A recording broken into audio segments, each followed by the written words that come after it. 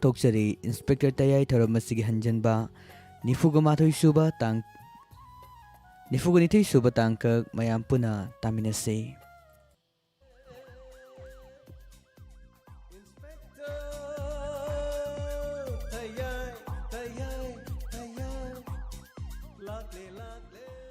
ꯑꯍꯥꯟꯕꯃꯛꯇꯗ late night story ꯇꯥꯕꯤꯔꯤꯕꯁꯤꯡꯕꯨ James ꯍꯩꯒ꯭ꯔꯨꯖꯝꯅ ꯇꯔꯥꯝꯅ ꯆꯨꯕꯨꯂꯣꯏꯅꯩ ꯀꯣꯛꯅꯅ ꯈꯨꯔꯨꯝꯖꯔꯤ꯫ ꯉꯁꯤꯁꯨ ꯄꯨꯗꯨꯅ ꯂꯥꯛꯆꯔꯤ ꯏꯟꯁꯄꯦꯛꯇꯔ ꯇꯌꯥꯏ 92 ꯁꯨꯕ ꯇꯥꯡꯀꯛ꯫ ꯃꯃꯥꯡꯒꯤ ꯇꯥꯡꯀꯛꯇ ꯇꯥꯕꯤꯈ꯭ꯔꯦ ꯃꯗꯨꯗꯤ CID ꯏꯟꯁꯄꯦꯛꯇꯔ ꯄꯥꯏꯈꯣꯝꯕꯒꯤ ꯃꯆꯥꯅꯨꯄꯥ ꯁꯨꯙꯤꯔ ꯙꯅꯟꯖय ꯑꯦꯂꯥꯏꯁ ꯍꯔꯤꯗꯥꯁꯅ ꯐꯥꯖꯤꯟꯗꯨꯅ ꯊꯝꯈꯤ꯫ ꯀꯔꯤꯒꯤꯗꯃꯛ? ꯏꯟꯁꯄꯦꯛꯇꯔ ꯇꯌꯥꯏꯒꯤ ꯃꯊꯛꯇ ꯂꯃꯟ ꯈꯨꯝꯕ ꯄꯥꯝꯕ ꯙꯅꯟꯖय ꯃꯆꯥꯅꯨꯄꯥ ꯃꯥꯂꯦꯝ ꯑꯃꯗꯤ ꯃꯍꯥꯛꯀꯤ ꯍꯦꯛ ꯄꯣꯛꯃꯤꯟꯅꯕ ꯃꯅꯥꯎꯅꯨꯄꯥꯕꯨ ꯅꯣꯡꯃꯩꯅ ꯀꯥꯞꯇꯨꯅ ꯑꯦꯟꯀꯥꯎꯟꯇꯔꯗ ꯍꯥꯠꯈꯤꯕ ꯑꯗꯨꯒꯤꯗꯃꯛ ꯃꯗꯨꯒꯤ ꯂꯃꯟ ꯈꯨꯝꯕ ꯄꯥꯝꯈꯤ꯫ ꯃꯔꯝ ꯑꯁꯤꯅ ꯃꯇꯝ ꯈꯔ ꯇꯨꯃꯤꯟꯅ ꯂꯩꯁꯤꯟꯅꯗꯨꯅ ꯃꯍꯥꯛ ꯃꯆꯥꯒꯤ ꯃꯩꯆꯥꯛ ꯈꯥꯡꯈꯤ꯫ ꯑꯗꯨꯕꯨ ꯏꯟꯁꯄꯦꯛꯇꯔ ꯇꯌꯥꯏꯕꯨ ꯑꯋꯥꯐꯝꯗ ꯇꯥꯍꯟꯅꯕ ꯍꯣꯠꯅꯕꯗ ꯃꯍꯥꯛꯀꯤ ꯃꯅꯥꯎꯅꯨꯄꯥꯒꯤ ꯃꯆꯥꯅꯨꯄꯥ ꯑꯇꯣꯝꯕ ꯁꯤꯖꯤꯟꯅꯈꯤ꯫ ꯇꯁꯦꯡꯅꯃꯛ ꯃꯍꯥꯛꯀꯤ ꯂꯥꯡꯗ ꯊꯨꯗꯨꯅ ꯏꯟꯁꯄꯦꯛꯇꯔ ꯇꯌꯥꯏ ꯖꯦꯜꯗ ꯐꯥꯎꯕ ꯂꯩꯈꯤ꯫ ꯑꯗꯨꯕꯨ ꯇꯣꯉꯥꯟ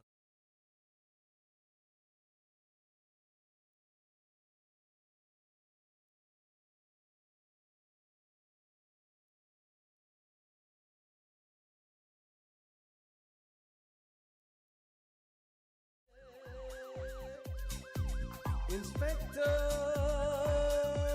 Tayai Lakle ꯑꯍꯥꯟꯕꯃꯛꯇꯗ ꯂꯦꯠ ꯅꯥꯏꯠ ꯁ꯭ꯇꯣꯔꯤ ꯇꯥꯕꯤꯔꯤꯕꯁꯤꯡꯕꯨ ꯖꯦꯝꯁ ꯍꯩꯒ꯭ꯔꯨꯖꯝꯅ ꯇꯔꯥꯝꯅ ꯆꯨꯕꯨꯂꯣꯏꯅꯩ ꯀꯣꯛꯅꯅ ꯈꯨꯔꯨꯝꯖꯔꯤ꯫ ꯉꯁꯤꯁꯨ ꯄꯨꯗꯨꯅ ꯂꯥꯛꯆꯔꯤ ꯏꯟꯁꯄꯦꯛꯇꯔ ꯇꯌꯥꯏ 92 ꯁꯨꯕ ꯇꯥꯡꯀꯛ꯫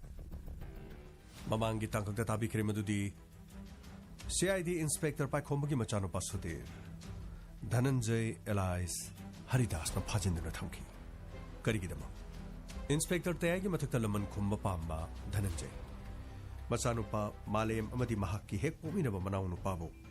ꯅꯣꯡꯃꯩꯅ ꯀꯥꯞꯇꯨꯅ ꯑꯦꯟꯀꯥꯎꯟꯇꯔꯗ ꯍꯥꯠꯈꯤꯕ ꯑꯗꯨꯒꯤꯗꯃꯛ ꯃꯗꯨꯒꯤ ꯂꯃꯟ ꯈꯨꯝꯕ ꯄꯥꯝꯈꯤ꯫ ꯃꯔꯝ ꯑꯁꯤꯅ ꯃꯇꯝ ꯈꯔ ꯇꯨꯃꯤꯟꯅ ꯂꯩꯁꯤꯟꯅꯗꯨꯅ ꯃꯍꯥꯛ ꯃꯆꯥꯒꯤ ꯃꯩꯆꯥꯛ ꯈꯥꯡꯈꯤ꯫ ꯑꯗꯨꯕꯨ ꯏꯟꯁꯄꯦꯛꯇꯔ ꯇꯌꯥꯏꯕꯨ ꯑꯋꯥꯐꯝꯗ ꯇꯥꯍꯟꯅꯕ ꯍꯣꯠꯅꯕꯗ ꯃꯍꯥꯛꯀꯤ ꯃꯅꯥꯎꯅꯨꯄꯥꯒꯤ ꯃꯆꯥꯅꯨꯄꯥ ꯑꯇꯣꯝꯕ ꯁꯤꯖꯤꯟꯅꯈꯤ꯫ ꯇꯁꯦꯡꯅꯃꯛ ꯃꯍꯥꯛꯀꯤ ꯂꯥꯡꯗ ꯊꯨꯗꯨꯅ ꯏꯟꯁꯄꯦꯛꯇꯔ ꯇꯌꯥꯏ ꯖꯦꯜꯗ ꯐꯥꯎꯕ ꯂꯩꯈꯤ꯫ ꯑꯗꯨꯕꯨ ꯇꯣꯉꯥꯟ ꯇꯣꯉꯥꯟꯕ ꯏꯟꯁꯄꯦꯛꯇꯔꯇꯌꯥꯏꯒꯤ ꯂꯩꯔꯤꯕ ꯃꯤꯑꯣꯏꯁꯤꯡ CID ꯏꯟꯁꯄꯦꯛꯇꯔ ꯄꯥꯏꯈꯣꯝꯕ ꯂꯣꯏꯅꯅ ꯑꯁꯨꯝꯅ ꯄꯨꯂꯤꯁ ꯗꯤꯄꯥꯔꯠꯃꯦꯟꯇ ꯂꯩꯔꯤꯕ ꯏꯟꯁꯄꯦꯛꯇꯔ ꯇꯌꯥꯏꯒꯤ ꯃꯤꯑꯣꯏꯁꯤꯡꯅ ꯑꯋꯥꯐꯝꯗꯒꯤ ꯀꯟꯈꯤ꯫ ꯑꯃꯔꯣꯝꯗ ꯏꯟꯁꯄꯦꯛꯇꯔ ꯇꯌꯥꯏꯅ ꯖꯦꯜꯗꯒꯤ ꯍꯦꯛ ꯊꯣꯛꯂꯛꯄꯒ ꯙꯅꯟꯖय ꯐꯥꯖꯤꯟꯗꯨꯅ ꯊꯝꯈꯤ꯫ ꯑꯗꯨꯕꯨ ꯙꯅꯟꯖय ꯃꯔꯥ ꯂꯩ ꯍꯥꯏꯕꯁꯤ ꯆꯞ ꯆꯥꯕ ꯄ꯭ꯔꯨꯐ ꯄꯤꯕ ꯉꯝꯗꯕꯗꯒꯤ ꯃꯍꯥꯛ ꯕꯦꯜꯗ ꯊꯥꯗꯣꯛꯈꯤ꯫ ꯑꯃꯔꯣꯝꯗ ꯏꯟꯁꯄꯦꯛꯇꯔ ꯇꯌꯥꯏ ꯖꯦꯜ ꯃꯅꯨꯡꯗ ꯂꯩꯍꯧꯔꯤꯕ ꯀꯨꯜꯂꯥ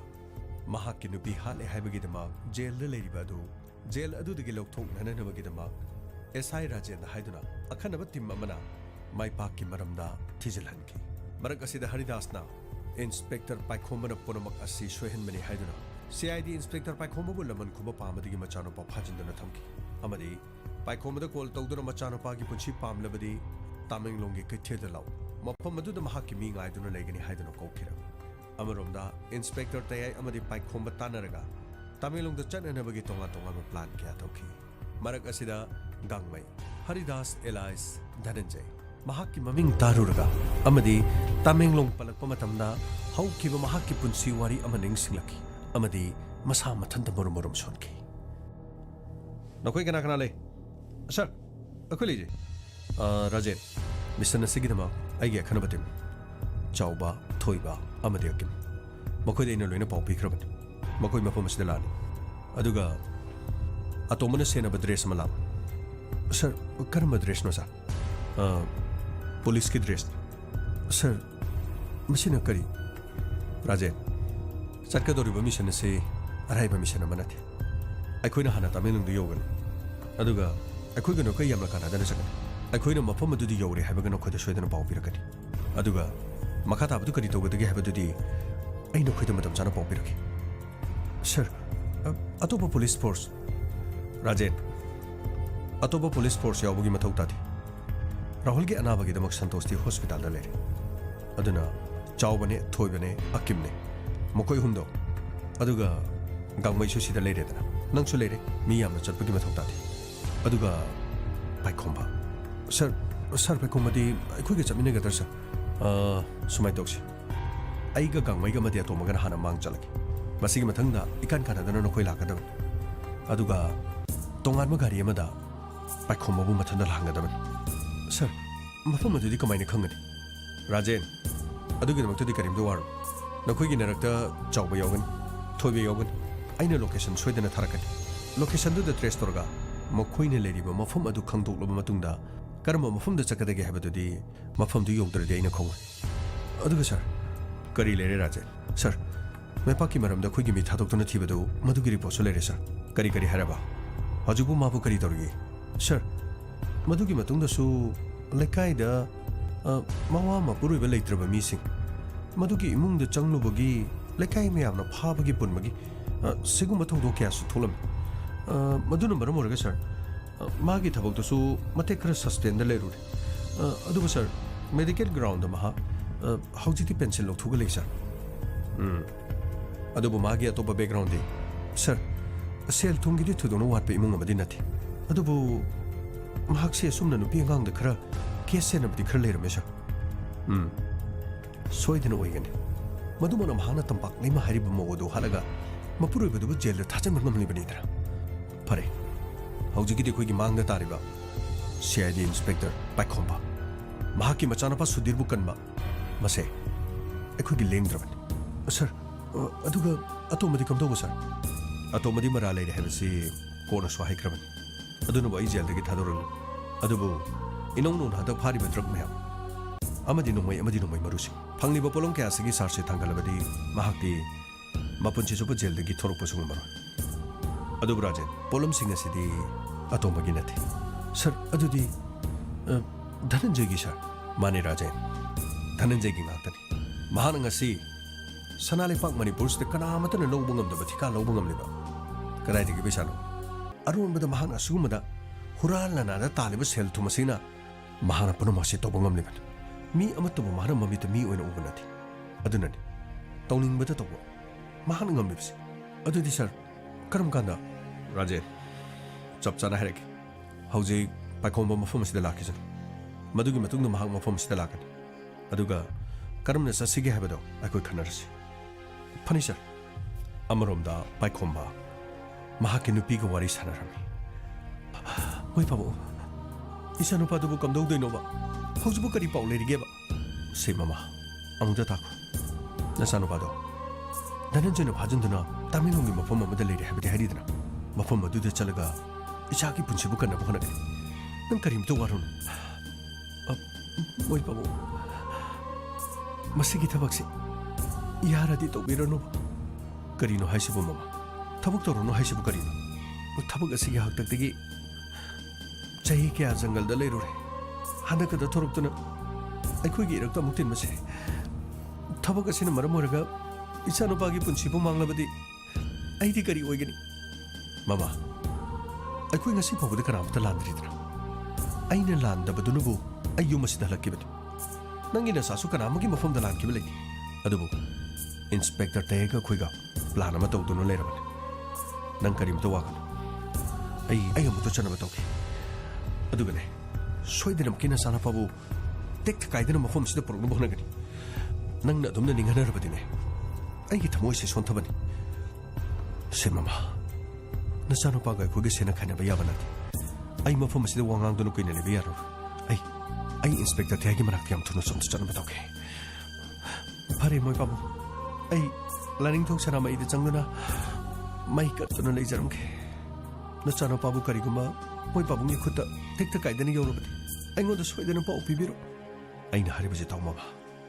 मदुगी रमतो करिमतो वार आई चलुकिके नंग फसना लेरम असुमना सीआईडी इंस्पेक्टर पाइखोंबा मयुमदगी थोरखिरमी अमरोमदा धनंजय ओय नखोय ताब्रो ओय नखोय ताब्रोन है सर ताजनी है सर अय अखोइना लेरिबसे मफम से आईगी फार्म हाउस होइना आइने मतम अमदा सेंगलमन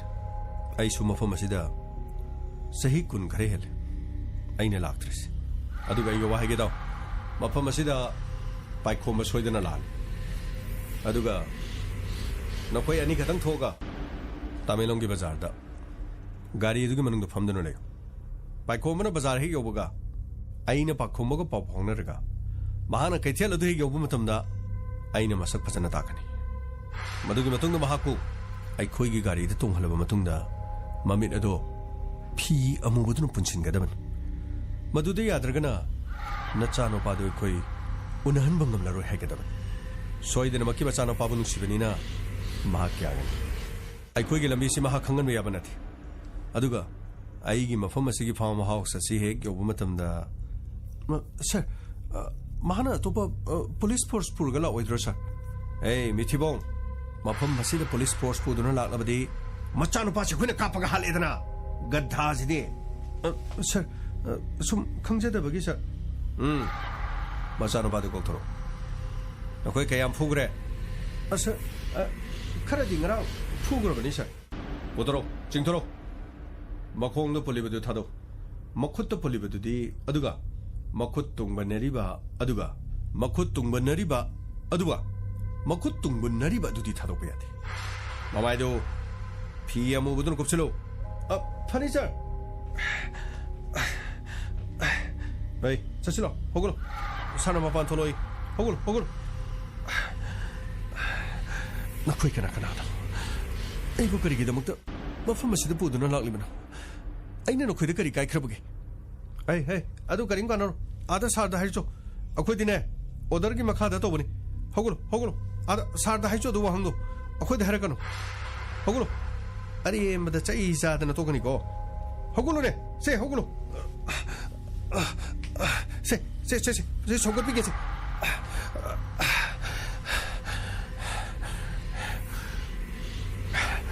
चलो मांग दे चलो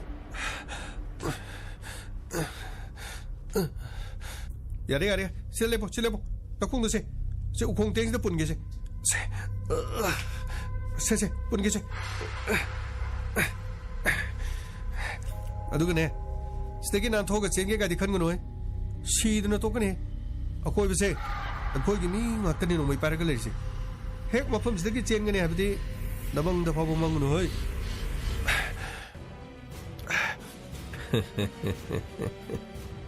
पाइखोमगी मचानुपा सुधीर अईगी इसागी लेंगानी अईगी येंगनबगी मचाने हिंगदुना लेबा अदुगा अईना पोक्चबा इसाना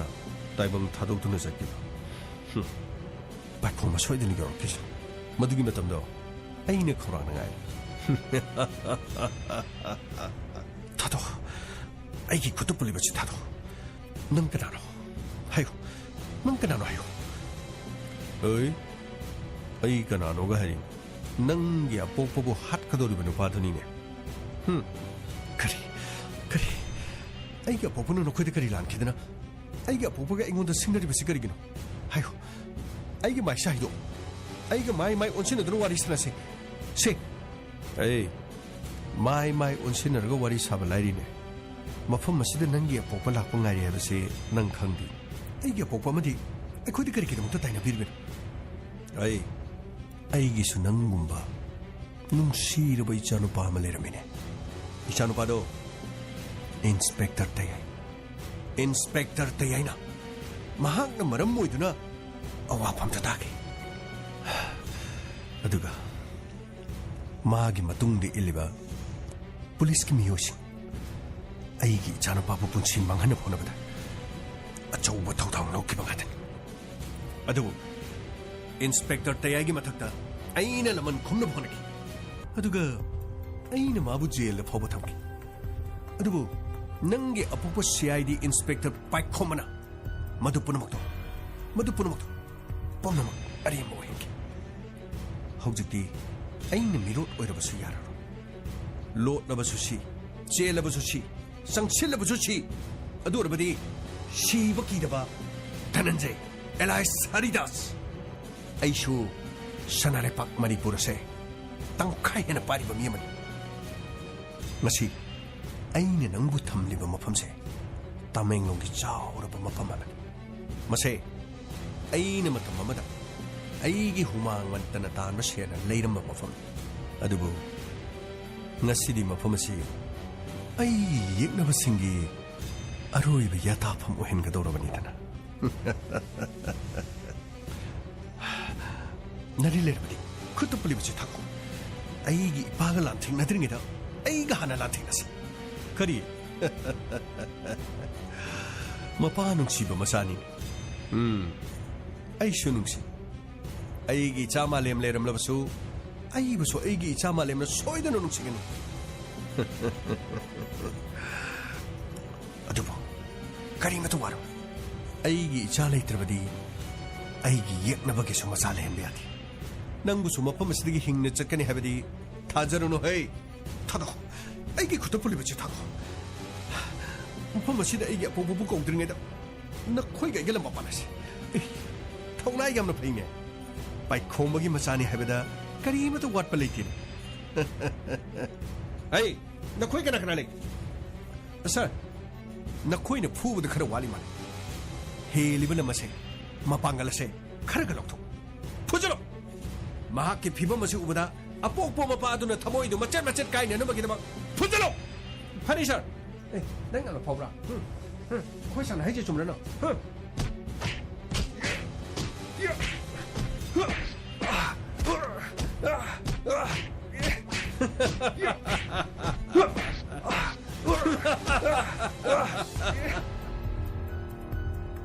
अमरोंदे इंस्पेक्टर ते अतोमगी कादु द चंखिर अतोमा हौजे अखोय मिशन अमा चपताय करिगुमा नंगना अखोय गी मतेंग पांगुना मिशन असिदे करिगुमा ममांग द फाकिबो खुलाई सिंग अमदी ड्रग्स सिंग अदु नंगी नत्ते हेबदो उटपे याना नमगी दमा नंगी तंजा अदुमा इना पिगी करिगुमा नंगना हारिबो पोलम सिंग अदु नंग मरी लेनेदे हेबदु चपचानो उटपंग बतारगदी नंगी हानगी लेरिबो केस अदु नतना अतोप केसिंग अदो नंगोंदा चेनानो अदुबु मसिदा खोइना नंगोंदा मतेंग पाम मदुदी नंगना थवाइनी खंजब नंगी बाचो ngасidi nangbu intopirame phamdagi phariba drugsing aduga khuju khalai nomai marusi madugi mayam sing adu nangi nathakte NSA ek palabadi nangdi jail da dumang leran kanana khangwa masi punumaksi nangi ba chawna sinboramadi nangna jail da napunji chupa leikradi nangi lehori balo inkhol dudi nangi ba chawna oi bataban sha ai hauji kakta klam pelak ai na hari basinja chumanga ai na sargi gari da drug umadi number 4 hapkibadu ai na hapkiban adubu hapli bobolum singa dudi ai khiki ba choking ngatan mana hairaga thabuka sei na pangthokibani nangi ba cho hari dasna CID inspector pai khombagi machano pasudir phachindu na thokri adusu mapum asida nati tamhenglongi mapum amada kari sir tamhenglong dhaiba sir mani tamhenglong da mapum ase ina khanbada nang soidana khangwani kali aduna mapum ase nang na khoida taklabadi nangonda soidana phaba kharadi oigani tamhenglong da netuka pai khomgi masa sudir phajinduna thapa atokramna haribachu aina haribasingja toma amata ramnati matamang hangan haujiksi nangi ba chawna mafam aduda inspector pai khomba bu kawri nang nara laite phariba polum singa sinangi na the habado nang na utpagi mathau madari adu natrabadi nang na puchi chopu jel lei betawani aduna mafam aduda nangi ba chawge le famado ai khoja to ma bu pharba matungda phariba polum singa se mahakki ni habadudi ai khoina soidana hainki hauji mahak bel da suleiriban adubu mahangna police officer magi machano pabu phachinduna kidnapping toba aduga imung manungda ki handuna mafam aduda CID inspector pai khomba bu mafam aduda kawriba mase aini yabanati matam thengthekrabadi afaboir aduga nangna ikhoige mayukta leiduna aina haribasi yadabasu ya adubu nangsu phangniba polom singa sigadi khona charge sheet matik chana thangatuna nangi degi phabanina nangi ni haina parmada kalo nang kari khali mafam adu distalaga nangi bachogi mafam takhe habra natraga pirak liba cherak singasi nangna nasana thong harau logje habra sir ai mafam adu takhe ai soidana mafam adu takhe ai hina owa pham da taraga ai bu hanni yeng daba aduka ꯑꯩꯅ ꯂꯣꯀꯞꯇ ꯂꯩꯔꯤꯉꯩ ꯃꯅꯨꯡꯗ ꯂꯟ ꯊꯨꯝ ꯁꯦꯠꯇꯣꯛ ꯈꯥꯏꯗꯣꯛꯅꯗꯨꯅ ꯌꯦꯟꯅꯕꯒꯤ ꯄꯥꯎ ꯃꯁꯤ ꯄꯨꯝꯅꯃꯛ ꯑꯩꯈꯣꯏꯒꯤ ꯕꯥꯆꯧꯅ ꯃꯁꯤ ꯄꯨꯝꯅꯃꯛ ꯑꯩ ꯋꯥꯔꯧꯏ ꯕꯥꯆꯧ ꯑꯗꯨꯕꯨ ꯑꯩꯒꯤ ꯏꯊꯛꯇ ꯁꯤꯔꯤꯕ ꯏꯔꯥꯜꯁꯤꯡ ꯑꯁꯤ ꯃꯁꯤ ꯀꯛꯅꯕ ꯂꯝꯕꯤ ꯑꯁꯤ ꯅꯠꯇꯅ ꯑꯩꯒꯤꯗꯤ ꯎꯄꯥꯏ ꯂꯩꯇ꯭ꯔꯦ ꯁꯔ ꯑꯩ ꯁꯣꯏꯗꯅ ꯃꯐꯝ ꯑꯗꯨ ꯇꯥꯛꯆꯒꯦ ꯒꯨꯗ ꯑꯇꯣꯝꯕ ꯌꯥꯝꯅ ꯐꯔꯦ ꯃꯁꯤꯗꯤ ꯑꯩꯅ ꯍꯥꯏꯖꯟꯕꯒꯤ ꯋꯥꯁꯨ ꯅꯠꯇꯦ ꯐꯥꯔꯤꯕ ꯄꯣꯠꯂꯝꯁꯤꯡ ꯑꯁꯤꯒ ꯍꯥꯏꯔꯕꯗꯤ ꯅꯪꯒꯤꯅꯤ ꯍꯥꯏꯕ ꯑꯣꯏꯔꯒꯗꯤ ꯅꯪꯅ ꯖꯦꯜꯗ ꯂꯩꯕ ꯅꯪꯒꯤ ꯕꯥꯆꯧꯅ ꯃꯐꯝ ꯑꯁꯤꯗ ꯂꯥꯛꯀꯗꯧꯔꯤꯕ ꯏꯂꯦꯛꯁꯟꯁꯤꯗ ꯂꯦꯞꯄꯒ ꯑꯆꯧꯕ ꯃꯟꯇ꯭ꯔꯤ ꯃꯟꯗꯣꯜ ꯑꯣꯏꯒꯦ ꯁꯤꯅꯤꯗꯅ ꯀꯔꯤꯃꯠꯇ ꯍꯟꯕ ꯂꯩꯇꯦ ꯅꯪꯒꯤ ꯕꯥꯆꯧ ꯑꯃꯔꯣꯝꯗ ꯄꯥꯏꯈꯣꯝꯕ ꯁ꯭ꯇꯦꯁꯟ ꯑꯗꯨ ꯌꯧꯁꯤꯜꯂꯛꯈꯤ ꯑꯃꯗꯤ ꯇꯣꯉꯥꯟꯕ ꯄꯨꯂꯤꯁ ꯁ꯭ꯇꯦꯁꯟꯗ ꯂꯩꯔꯤꯕ ꯀꯟꯁꯇꯦꯕꯜ ꯆꯥꯎꯕ ꯊꯣꯏꯕ ꯑꯃꯗꯤ ꯑꯀꯤꯝꯁꯨ ꯌꯧꯁꯤꯜꯂꯛꯈꯤ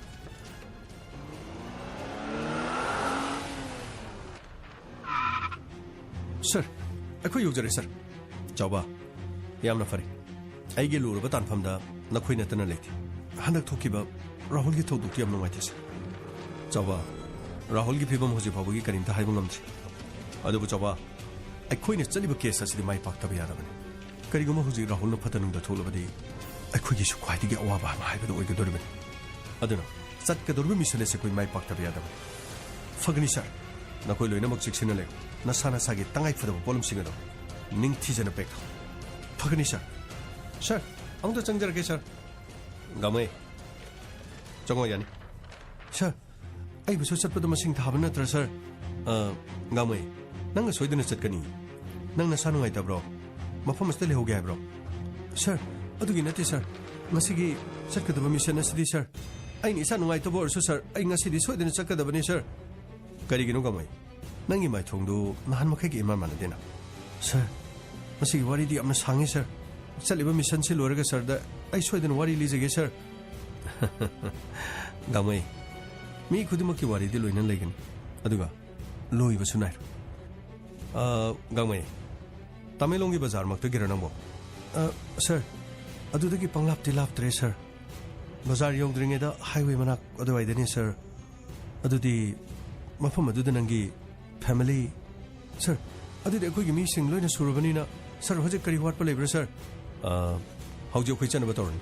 ꯑꯩꯈꯣꯏꯒꯤ ꯃꯤꯁꯤꯡꯗꯨ ꯃꯅꯨꯡꯗ ꯀꯣꯛꯁꯜꯂꯣ ꯐꯒꯅꯤ ꯁꯔ ꯑꯁꯨꯝꯅ ꯃꯤꯁꯟ ꯑꯗꯨ ꯆꯠꯀꯗꯕ ꯃꯤꯑꯣꯏꯁꯤꯡ ꯄꯨꯝꯅꯃꯛ ꯀꯧꯁꯤꯜꯂꯛꯈꯤ ꯁꯔ ꯄꯥꯏꯈꯣꯝꯕ ꯂꯦꯡꯁꯤꯟꯕꯤꯔꯣ ꯁꯣꯝꯗ ꯂꯦꯡꯁꯤꯟꯕꯤꯔꯣ ꯌꯥꯅꯤ ꯁꯔ ꯍꯧꯖꯤꯛꯀꯤ ꯃꯈꯣꯏ ꯀꯣꯜ ꯇꯧꯔꯝꯕ ꯂꯩꯕ꯭ꯔꯣ ꯍꯧꯖꯤꯛꯀꯤꯗꯤ ꯁꯔ ꯃꯈꯣꯏꯒꯤ ꯀꯣꯜ ꯑꯃꯠꯇ ꯇꯧꯔꯝꯗꯦ ꯐꯔꯦ ꯃꯈꯣꯏꯒꯤ ꯀꯣꯜ ꯉꯥꯏꯔꯒꯨꯝꯁꯤ ꯂꯝꯁꯤ ꯂꯥꯞꯄꯅꯤꯅ ꯑꯩꯈꯣꯏ ꯃꯐꯝꯁꯤꯗꯒꯤ ꯆꯠꯅꯕ ꯇꯧꯁꯤ ꯑꯗꯨꯒ ꯑꯍꯥꯟꯕꯗ ꯒꯥꯔꯤ ꯃꯃꯥꯡ ꯊꯥꯔꯒ ꯑꯩꯈꯣꯏ ꯆꯠꯂꯒꯦ ꯃꯁꯤꯒꯤ ꯃꯊꯪꯗ ꯑꯩꯈꯣꯏꯒꯤ ꯇꯨꯡꯗ ꯏꯀꯥꯟ ꯀꯥꯟꯅꯗꯅ ꯒꯥꯔꯤ ꯑꯁꯤ ꯊꯪꯅꯅ ꯆꯠꯂꯕꯗꯤ ꯆꯤꯡꯅꯈꯤꯅꯤ ꯑꯦꯁ ꯑꯥꯏ ꯔꯥꯖꯦꯟꯅ ꯂꯨꯆꯤꯡꯉꯒ ꯊꯣꯏꯕ ꯆꯥꯎꯕ ꯑꯀꯤꯝ ꯅꯈꯣꯏꯅ ꯇꯤꯝ ꯑꯃ ꯁꯥꯔꯣ ꯑꯗꯨꯒ ꯃꯃꯥꯡꯗꯅ ꯑꯩꯒ ꯑꯇꯣꯝꯕꯒ ꯑꯗꯨꯒ ꯒꯥꯡꯃꯩꯒ ꯑꯩꯈꯣꯏ ꯑꯍꯨꯝꯅ ꯍꯥꯟꯅ ꯌꯧꯖꯔꯝꯃꯒꯦ ꯃꯔꯝꯗꯤ ꯃꯁꯤꯒꯤ ꯃꯐꯝꯁꯤꯡ ꯑꯁꯤ ꯒꯥꯡꯃꯩ ꯑꯃꯗꯤ ꯑꯇꯣꯝꯕꯅ ꯈꯪꯕꯅꯤꯅ ꯃꯐꯝꯁꯤꯡ ꯑꯗꯨ ꯇꯥꯛꯂꯕ ꯃꯇꯨꯡꯗ ꯑꯩꯅ ꯂꯣꯀꯦꯁꯟ ꯑꯗꯣ ꯁꯣꯏꯗꯅ ꯑꯩꯈꯣꯏ ꯃꯌꯥꯝꯗ ꯑꯞꯗꯦꯠ ꯇꯧꯖꯔꯛꯀꯦ ꯑꯗꯨꯒ ꯁꯔ ꯄꯥꯏꯈꯣꯝꯕ ꯏꯀꯥꯟ ꯀꯥꯟꯅꯗꯅ ꯁꯥꯔ ꯈꯛꯇꯪ ꯂꯥꯛꯄꯤꯔꯣ ꯑꯗꯨꯒ ꯁꯥꯔꯅ ꯃꯐꯝ ꯑꯗꯨ ꯈꯪꯗ꯭ꯔꯕꯁꯨ ꯁꯥꯔꯅ ꯆꯪꯂꯛꯄꯒ ꯃꯐꯝ ꯑꯗꯨꯗ ꯑꯩꯈꯣꯏ ꯂꯩꯔꯕꯅꯤ ꯍꯥꯏꯅ ꯈꯟꯕꯤꯌꯨ ꯁꯥꯔ ꯄꯥꯏꯈꯣꯝꯕꯗꯒꯤ ꯍꯥꯟꯅ ꯑꯩꯈꯣꯏ ꯃꯐꯝ ꯑꯗꯨꯗ ꯁꯣꯏꯗꯅ ꯂꯩꯔꯝꯒꯅꯤ ꯑꯗꯨꯒ ꯁꯥꯔ ꯃꯐꯝ ꯑꯗꯨꯗ ꯃꯇꯝ ꯑꯃ ꯍꯦꯛꯇꯗ ꯑꯩꯈꯣꯏꯅ ꯑꯦꯇꯦꯛ ꯇꯧꯔꯛꯄ ꯌꯥꯏ ꯀꯔꯤꯒꯨꯝꯕ ꯑꯩꯈꯣꯏꯅ ꯈꯨꯠ ꯍꯟꯗꯨꯅ ꯀꯥꯞꯂꯛꯂꯕꯗꯤ ꯁꯥꯔ ꯈꯔ ꯆꯦꯛꯁꯤꯟꯅ ꯂꯩꯕꯤꯌꯨ ꯁꯥꯔ ꯄꯥꯏꯈꯣꯝꯕꯅ ꯁꯦꯝ ꯁꯥꯗꯨꯅ ꯂꯩꯖꯔꯦ ꯑꯩꯒꯤ ꯏꯆꯥꯒꯤ ꯄꯨꯟꯁꯤ ꯀꯟꯕ ꯑꯩꯒꯤ ꯏꯆꯥꯒꯤ ꯄꯨꯟꯁꯤ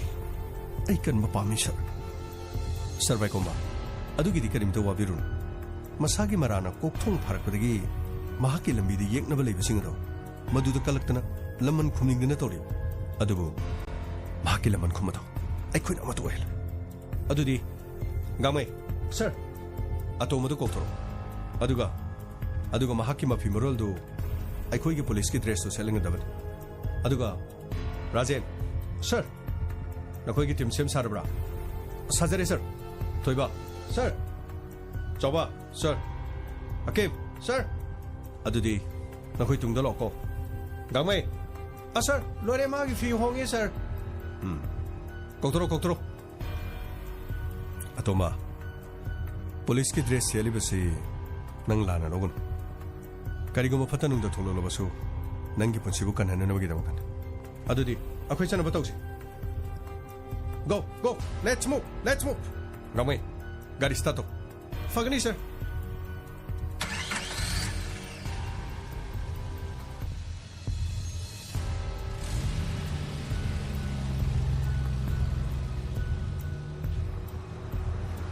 असुमना पुलिस स्टेशन अदुदगी इंस्पेक्टर तयाना लुचिंगदना इहान हाना ममांगदा थोरकी मसिगी मतुंगदा राजेन गी टीम थोरकी अहुम सुबदा पाइखोंबा थोरकीरम असुमना सांगलम लंबी अदु तामेंगलोंग यौनब थोरकी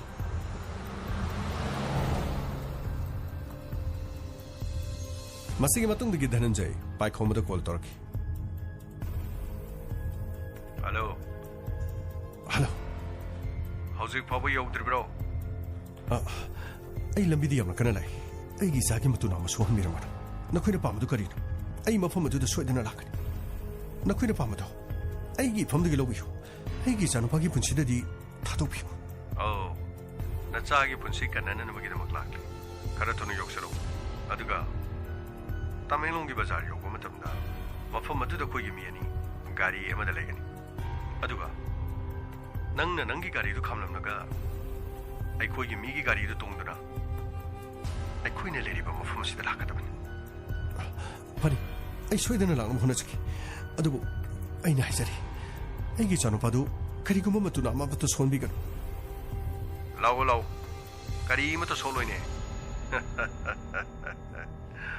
नंगी सिबु हेनबा अइगी सुइचानुपा मांखरबनिने असुमना लंबी अदुदा गाड़ी थोरकी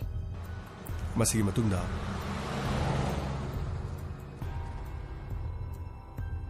अमरोमदा इंस्पेक्टर तयाई मखोई तामेंगलोंग यौकी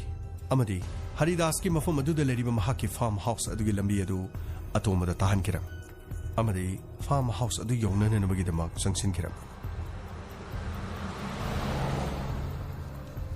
मसिगी मतुंगदा फार्म हाउस दु योक्सिनकी अमदी इंस्पेक्टर तयाना गाड़ी अदु नाकनबदा थेजिनदुना थमलगा गांगमई अमदी अतोंबा मखोई चिंगचेप अदुगी मनाक्ता काखलकिरमी अमदी फार्म हाउस अदुगी मनाक नक्सिलकिरमी अदुबु मफम अदुदा महाकी मियोई खरना फार्म हाउस अदु ngaktuna लेरम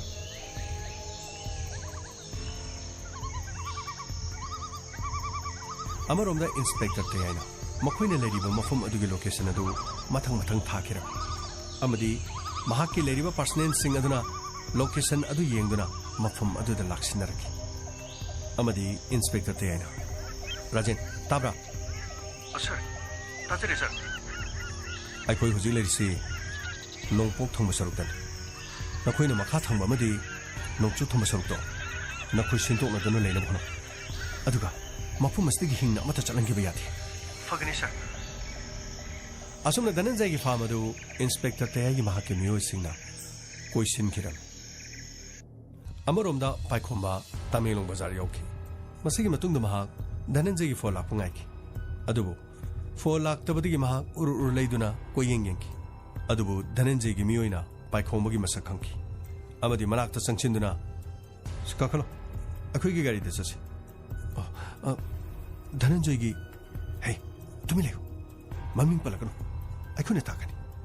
असुमना लंबी अदुदा महाक लाक्सिलकिरम असुमना महाक सुमफम अदु यौनननबगिदमक लाकिरम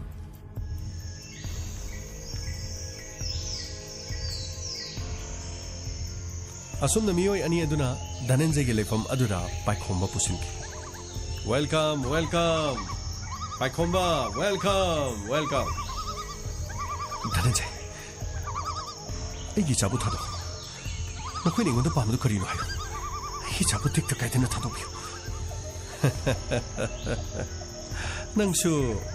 नंगी नचा नुक्सिबा मसक खंब्राने धनंजय सो इचा नुक्सिबा खंबा मिनी एगी चा मालेम इंस्पेक्टर तयाई अमदी माकी खुंदोई सिंगना एगी चाबु सुम मालेम मसि थादोक्तुना चलंगदना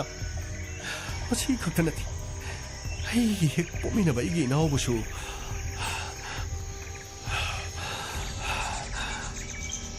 अदुबु अई ngasiदी नंगी नफमदा करिगुम हाइबा पामी धनंजय नंगना पामदु करिनो हायो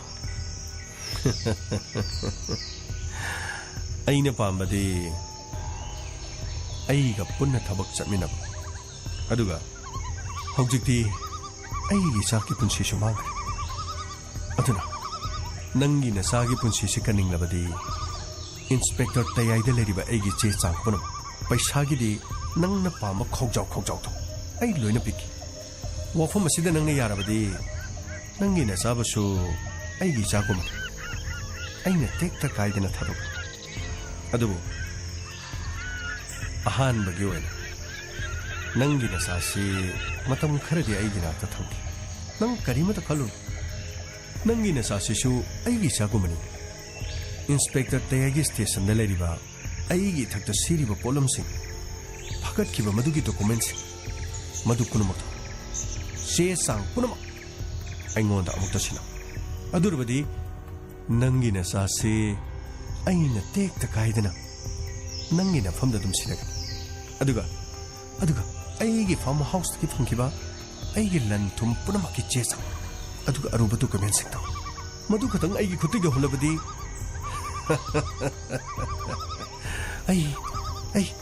ꯑꯩ ꯃꯇꯝ ꯈꯔ ꯖꯦꯜꯗ ꯆꯪꯂꯕꯁꯨ ꯑꯗꯨꯃꯛ ꯀꯩꯁꯨ ꯀꯥꯏꯗꯦ ꯑꯗꯨꯕꯨ ꯑꯩꯒꯤ ꯈꯨꯠꯁꯤꯟꯃꯛꯅꯗꯤ ꯑꯩꯅ ꯃꯤ ꯍꯥꯠꯈꯤꯕꯗꯤ ꯂꯩꯇꯦꯗꯅ ꯅꯪꯁꯨ ꯈꯪꯂꯝꯒꯅꯤ ꯗ꯭ꯔꯒꯁꯤꯡ ꯑꯗꯨ ꯑꯩꯒ ꯃꯔꯤ ꯂꯩꯅꯩ ꯍꯥꯏꯕ ꯑꯗꯨ ꯈꯛꯇꯒꯤ ꯋꯥꯅꯤ ꯐꯥꯈꯤꯕ ꯗ꯭ꯔꯒꯁꯤꯡ ꯑꯗꯨ ꯑꯩꯒ ꯃꯔꯤ ꯂꯩꯅꯩ ꯍꯥꯏꯕ ꯈꯛꯇꯒꯤ ꯋꯥꯅꯤ ꯑꯗꯨꯕꯨ ꯃꯗꯨꯒꯤ ꯀꯦꯁꯇꯨꯗꯤ ꯑꯩꯅ ꯏꯔꯥꯏ ꯂꯥꯏꯅ ꯄꯨꯗꯨꯅ ꯆꯠꯄ ꯉꯝꯃꯤ ꯑꯗꯨꯅ ꯑꯩꯒꯤ ꯐꯥꯔꯝ ꯍꯥꯎꯁꯇꯒꯤ ꯐꯥꯈꯤꯕ ꯆꯦ ꯆꯥꯡ ꯄꯨꯝꯅꯃꯛꯇꯣ ꯃꯗꯨ ꯅꯪꯅ ꯃꯐꯝ ꯑꯗꯨꯗꯒꯤ ꯂꯧꯊꯣꯛꯂꯕꯗꯤ ꯅꯪꯒꯤ ꯅꯆꯥꯁꯦ ꯑꯩꯅ ꯍꯤꯡꯅ ꯊꯥꯗꯣꯛꯏ ꯑꯩꯅ ꯍꯤꯡꯅ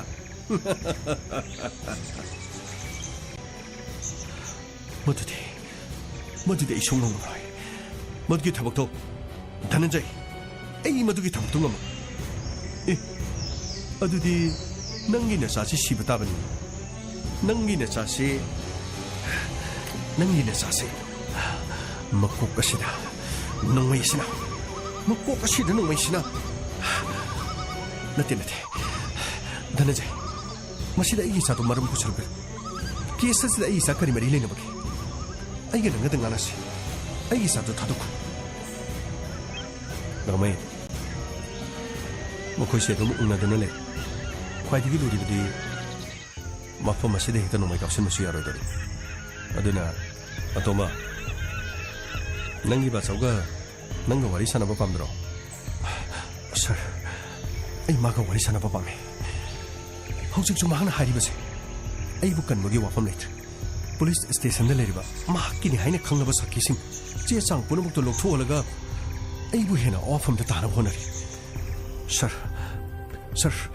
अइ बासोगी मनाक्ता चंगजरुगे सर फरे चंग अदुगा मफम असदिगी नांथोगा चेनबदि यारोको मफम से खोगी मीना लोय क्वेश्चन करम अदुगा करिगुमा चेनगे खलदि नंगा फबोय फरे सर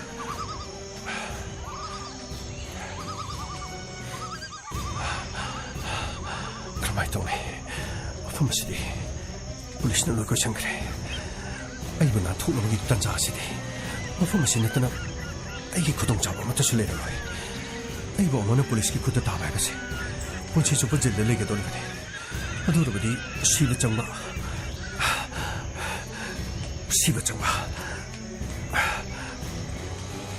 अइ बचो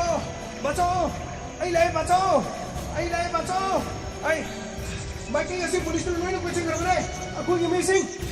Making a simple little noise of which you're going to Bato! I lay! Bato! Curino Police person in a machine. Mofumacidi, Luina question Kraba. Eh, Pacoma. Nang the police put to the Mofamasila Conato. Nothing. Masidi police nothing. Young you. Nangi the Sanapa, Atumani. A shibo. Police kid dress, Sally Bashibo. Ay, Chani Harine. नते Dhananjay Munna मुक्ति चलनी बसनगी न साधुनी ने बचाओ मैं कहीं ऐसे police को लोई न कोई चल रहे बचाओ हाय न कोई करा नहीं मैं कहीं ऐसे पुलिस को कोई चल रहे कोई बुकी मफम सिंह दो बॉम्ब लग सिलो नो मैं कम सिलो यस सर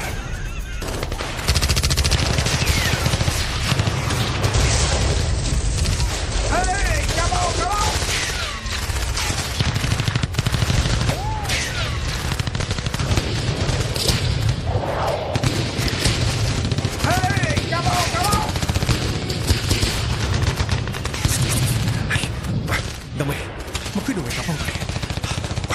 मरुम सिलो सिदा पादो अच्छा यागनी सर यागनी सर अदे कामे अखुशन वे कापसम अखुनो वे कापा होरबे मखु चेन मंगम केद्रम मखुनी हेंजेद्रम नुमै का Phagni sir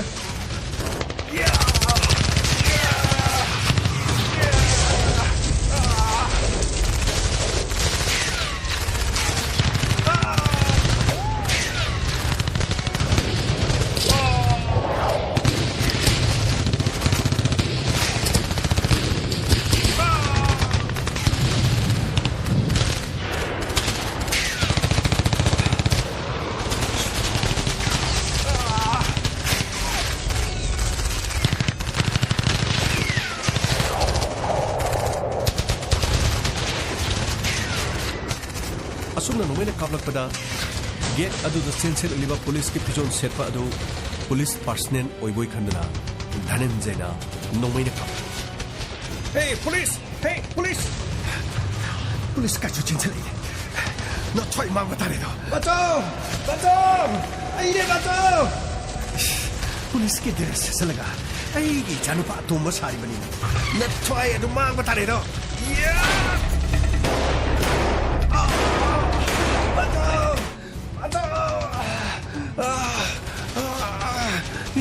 Masih ni, jangan lupa,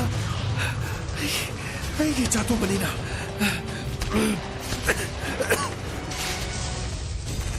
Macam, tuma, ini polis kimi oi winning mana, ini jabo ini no winning kapla ba. Tuma, se, hugalo. Amarunda, asum nangang ni ada inspector pai kumara. नोमै काबलक पदुद महाक नले माइदे hip तुन लेखिबदु होगलक अमदी मचानो पा सुदिगु थादो से होगा से नकुजे पपु लो सोमना कंद चचिलो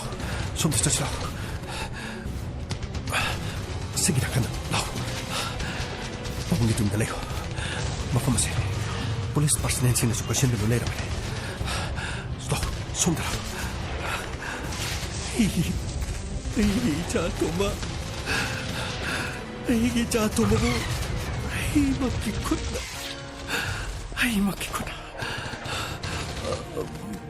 baca,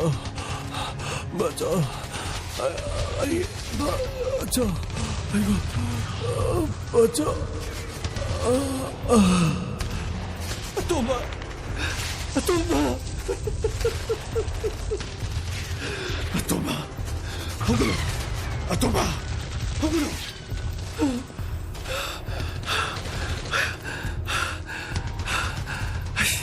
Kadai cakre, inspector pai kombate, magi macam pade. Aigi kuta, aigi jadi thawai mangraba, aigi kuta, aigi jatuh begitu thawai mangraba. Hey, dah kau lem dah betul thangaro. Mafum masih di polis sama teh hingga salam ya roy. Kapo, ente na kapo. Ya.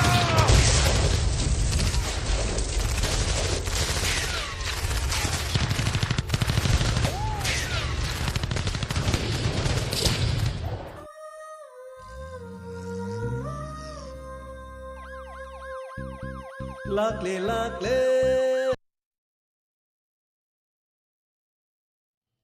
Hौजक ताबिख्रे inspector Tayai थौरमसिगी हंजनबा निफुगनिथुई सुबा तांकक